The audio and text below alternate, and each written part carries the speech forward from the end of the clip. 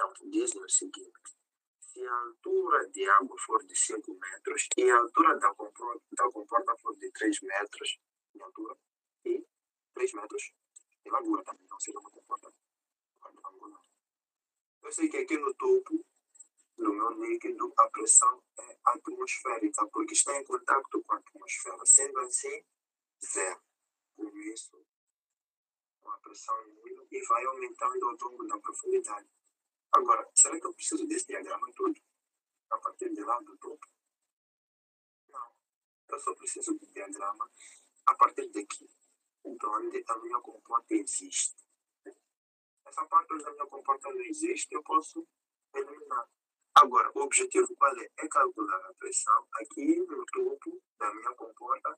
Posso dizer que este ponto é o ponto 1. E aqui na base da minha comporta, esse é o ponto 2. Uma dúvida aí para a pressão. Uma dúvida na pressão. A pressão não teremos que somar com este outro troço aí. Estamos a focar simplesmente na pressão que está exercida na comporta. Mas temos uma pressão aí em cima. Antes de chegar aí. Exatamente, antes de chegar aí na comporta, temos uma pressão, que seria esse triangular. Não teríamos que levar em conta. Mas não colocamos aí porque é algo que não. Não colocamos porque é algo que não faz parte. Exatamente, não. Sim, não nos interessa no momento. Exato. Teríamos esse diagrama atracejado. Sim. Então essa variação aí não teríamos que entrar no somatório da pressão. Não, basta entenderes o que é pressão, como é que se calcula a pressão. Não precisas de incluir nenhuma pressão previamente existente em cima da comporta. Estás a ver? É claro que sim, tens essa pressão toda, certo? Esta pressão toda deste triângulozinho que está aqui, é essa que nós vamos calcular no ponto 1. Exatamente. Então, eu tenho 2 metros em cima do ponto 1. Que líquido é esse? É água. Então, sendo água é 9,8. Está vendo? Então, aqui, metros quadrados já multipliquei com o metro do 2. A pressão 2, eu poderia dizer que é a pressão 1 mais... Está vendo? Se eu digo que é a pressão 1 mais, interessa-me a coluna de água que o ponto 2 tem entre o ponto 1 e o ponto 2. Qual é a coluna de água que existe? É de quantos metros? É de 3 metros? Se eu já estou a considerar, sim. Exato, eu já estou a considerar a pressão que existe no ponto 1. Então, só preciso considerar a coluna de água que existe entre esses dois pontos. Então, eu teria aqui pressão 1 mais 3 vezes 9,8. Eu teria que considerar toda a coluna de água que existe em cima do ponto 2. Então, eu diria que a pressão do ponto 2 é igual a 5 vezes 9,8. Eu acredito que teremos os mesmos resultados. Ok, confirmo. 19,6 kN por metro quadrado. E a pressão do ponto 2, tanto da forma vermelha, assim como da forma de 5 vezes 9,8, 49, cheio, boa. kN por metro quadrado. E a força resultante, quanto é que deu? Então, a força resultante, 308, vamos ver se os outros. 0,7, né? Então, é medida em kilonewtons. Já atendemos a linha A. É assim como se calcula a força resultante ou impulsão total. Força resultante e impulsão total seria exatamente a mesma coisa. Então, seria uma força ou uma impulsão total. Eu vou colocar aqui Fm. E atua sobre a nossa comporta que só tem 3 metros. Tanto de altura, assim como de largura. É isso. Ponto de aplicação também vou meditar o quanto é que tiveram. A fórmula não tenho aqui, mas vocês já, acredito que já tem uma ideia, né? Como é que a fórmula é.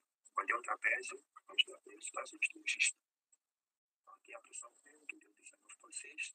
Aqui a pressão 2, que deu 49. O ponto de aplicação, deixamos a força resultante. Estamos para cá. Então, aqui, sendo assim, essa distância a partir da base, vamos chamar de x1. Essa distância a partir do topo, podemos chamar de x2. Ok, x1, alguém pode meditar? Você já sabe como se calcula, então pode meditar somente as medições. Para quem não sabe como se calcula, x1 seria 2 vezes a pressão 1 mais a pressão 2 vezes L, sobre 3 vezes a soma das pressões, pressão 1 mais pressão 2. E x2 seria o inverso em relação ao numerador, seria 2 vezes a pressão 2 mais a pressão 1 vezes L, sobre 3 vezes a soma. Então, usem essas fórmulas e peso respostas. Por exemplo, o x1 é em relação à base. Tá vendo?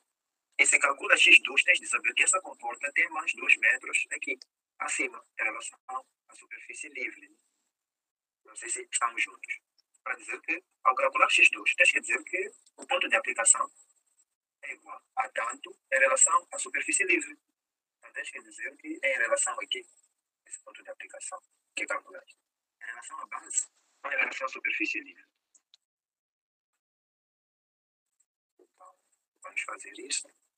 A resposta do ponto de aplicação depende de quem calcula. Eu tenho a minha comporta aqui assim, numa boa. Calculei a minha força resultante, ela está aqui assim. Calculei o seu ponto de aplicação e eu vou dizer que está a tanto em relação à base. E depois eu vou dizer que está a tanto em relação ao ponto da superfície livre. 2.19.6 mais o que é mais 49, que é a pressão 2. O L estás a usar quanto?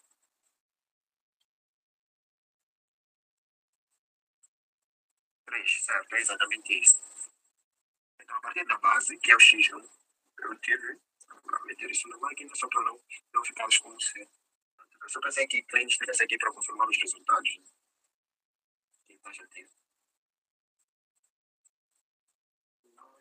19.6 mais 49 vezes 3. 3 vezes 19.6 mais 49. Eu tive 1.29. Era o mesmo resultado que estava a editar, certo?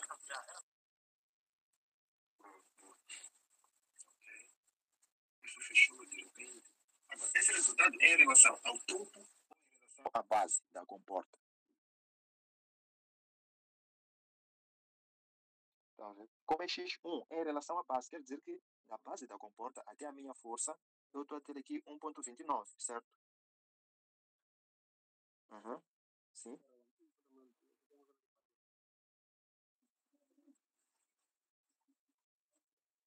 A posição deste P1, P2 aqui na fórmula. É que eu vou colocar P1 em frente e quando é que eu vou começar por P2? Vamos dar como sendo aqui. Assim que eu tive 1,263 e o teu resultado aí foi 1,280 e poucos. Assim que o meu valor é mais reduzido que o teu. Isso quer dizer que tem algo que eu falhei. Exatamente, alguma coisa aí não está nice, porque as pressões são as mesmas. Não é? As pressões são as mesmas. Então, é só verificares para ver o que pode ter acontecido.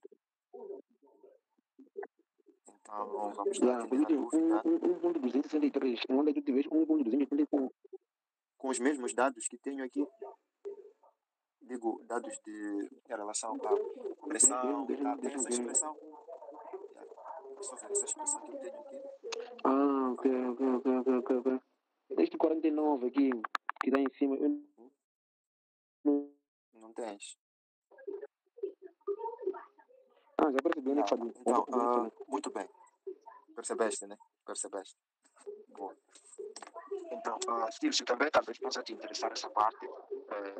Assim, eu nem consigo te ouvir. O que acontece? Então, o áudio não está nice para todos. O áudio está nice? Dá para ouvir, ok. Então, Bruno, aqui o que eu vou saber, o que eu vou fazer para saber a posição das pressões. Ou seja, se aqui será meu P1 e aqui será meu P2, não importa. Aqui pode ser P1 e aqui ser P2. Agora, o que eu tenho que saber é, vou trocar P1, P2, vou colocar aqui A e aqui B. Sempre terei pressões diferentes. A questão é o X1, como é que eu calculo? Eu sei que na minha expressão eu tenho que duplicar uma pressão sempre e somar com a outra, depois multiplicar pelo comprimento da comporta e dividir pela soma dessas pressões, A e B. Sempre terei que fazer isso. A questão agora é, quando é que eu duplico A?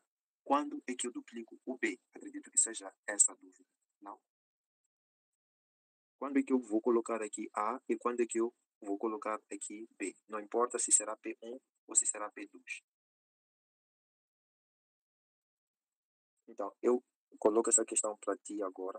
Quando é que aqui é A? Quando é que aqui é B? Amba, desculpa lá. Acho que entendi um pouco. Deixa eu voltar a repetir esse exemplo aí que deixa. Esse exemplo, em relação ao ponto de aplicação, eu terei distâncias diferentes. X1 será diferente de X2. Agora, o que eu vou fazer? A fórmula é essa, a estrutura, né, da fórmula é essa. A única parte que vai Certo, mudar é a pressão a ser duplicada. Não é? Quando eu estiver a certo. calcular X1, eu vou duplicar uma certa pressão e somar com a outra. Quando eu estiver a calcular X2, vou duplicar outra pressão e somar com a outra. Agora, a questão é quando é que é A a ser duplicado e quando é que é B a ser duplicado. Quando é que eu duplico A e somo com B? E quando é que eu duplico B e somo com A? Tá vendo? Porque P1, P2, pode chegar outro e nem colocar ponto 1, nem colocar ponto 2, colocar tá, ponto A, ponto B, então. Acho que é assim desmistifica tudo. Não seria? Então a questão, não seria? Não, eu queria perguntar, eu queria saber.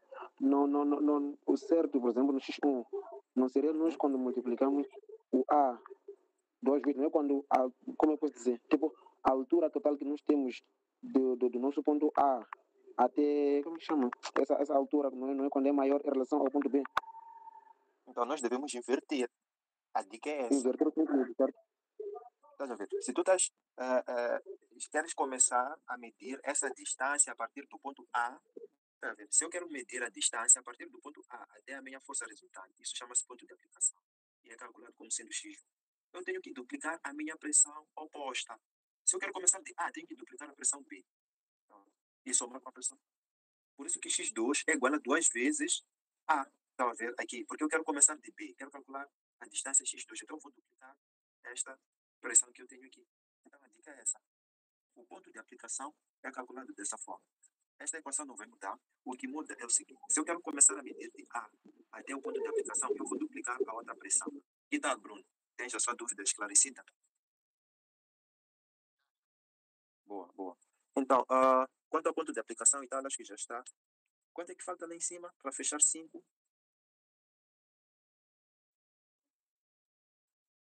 Se temos 1,29 para fechar 5, quanto é que teria?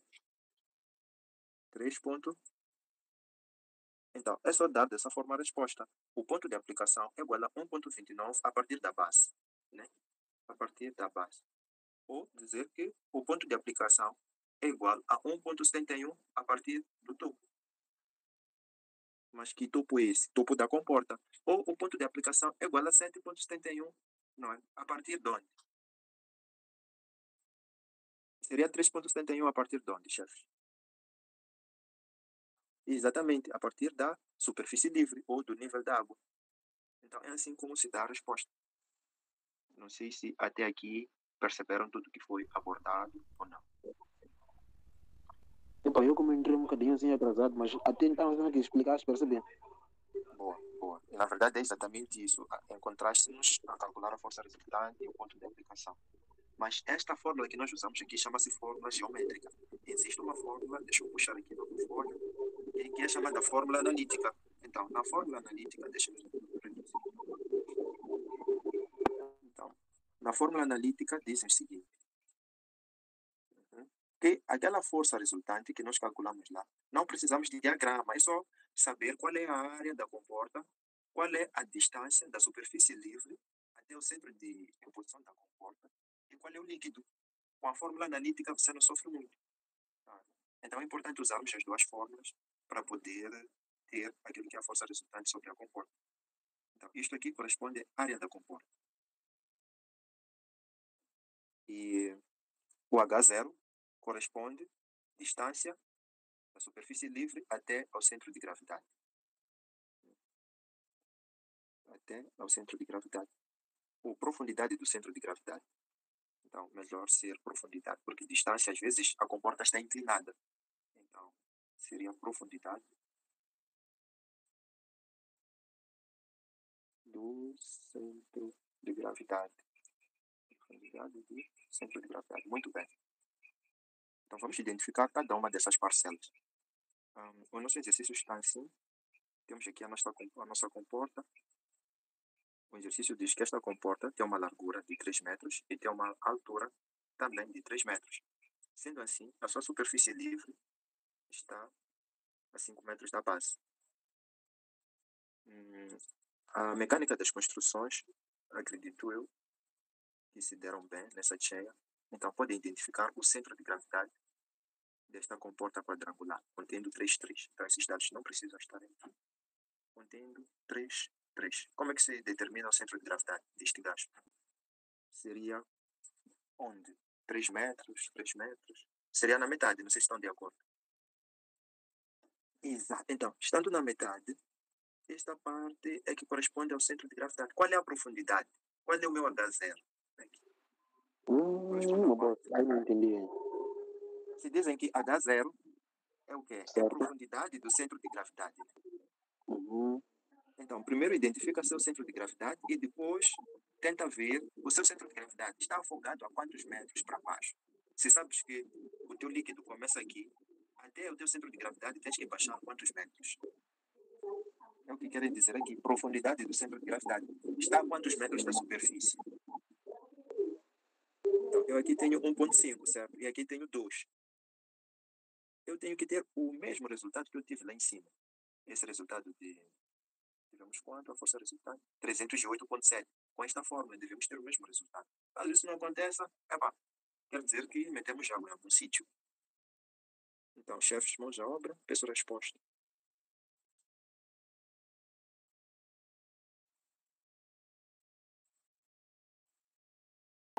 É exatamente o mesmo resultado que tivemos cá acima. Então, 308,7. Essa é a força resultante. Força resultante. O que é?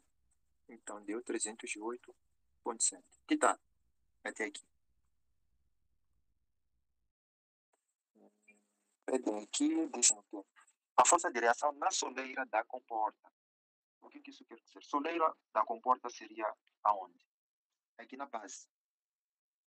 Sola. Quando falam de sola, não sola, sempre isso deve nos remeter à base da comporta. Então, se nós temos a nossa estrutura estável a funcionar, esse sistema a não permitir que essa parte possa ser aberta para que haja saída do líquido, é porque essa força resultante que atua aqui está a ser equilibrada por uma certa força de reação. Senão, isso não estaria estável. O que eles nos perguntam é, qual é essa força aqui de reação? Que tal, chefes? Eles estão a perguntar, qual é essa força de reação que faz com que esse sistema permaneça fechado? Como é que se calcula essa força de reação? Alguém tem uma ideia? Mas ok. Vamos fazer momentos, né? Vamos fazer somatório dos momentos a partir do ponto onde essa comporta iria se abrir com a atuação desta força.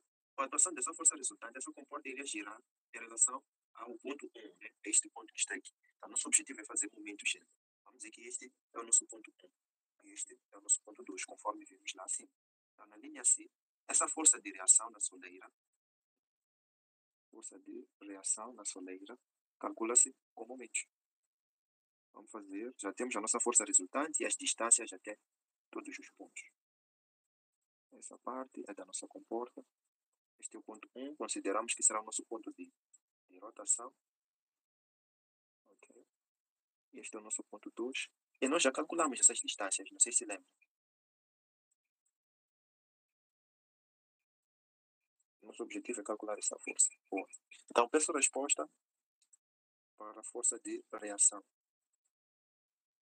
Fazendo o somatório dos momentos no ponto 1, vamos escolher um sentido horário, como sendo o nosso sentido convencional. A força resultante que tivemos seria positiva ou negativa. E a força de reação seria positiva ou negativa, se nós tentarmos simular esse nosso sentido convencional. Aí segue o nosso sentido. Bom. força de direção é será positiva. negativa. Boa. Uhum. Então, essa força de direção também é positiva. Vamos colocar somente FR, mas talvez esse FR vá confundir com a força resultante. Ok. A distância, 3 metros. Não temos mais nada. Isolando este gás, quanto é que dá? Uhum. 555. Uhum. 175. Ok. Daqui podemos colocar esse elemento. Yeah. Então, ok. Muito bem. Esse exercício aqui terminou por aqui. Não sei se ainda temos tempo para pegarmos mais um.